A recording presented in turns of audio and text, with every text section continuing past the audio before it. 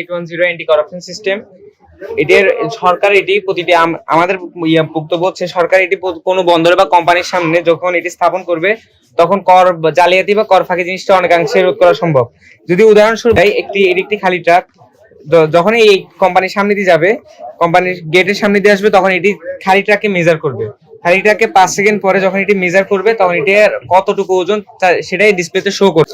যখন এই ডিসপ্লেতে শো করবে তখন চলে যাবে।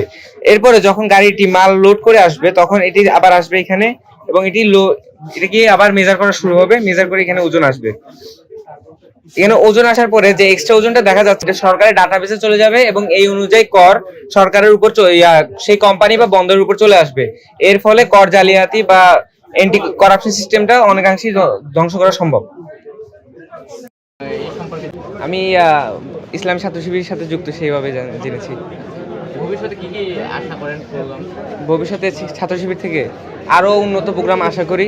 এখন যে বড় পরিসরে করা হয়েছে এর থেকে আরো গভীর পরিসরে, আরো বড় পরিসরে করলে সকলে যখন সারা বাংলাদেশের সারা বিশ্বের মানুষ যখন জানতে পারবে যে বাংলাদেশে ইসলামী ছাত্র শিবির এত বড় প্রোগ্রাম করছে, তখন বিশ্বের মাঝে বাংলাদেশ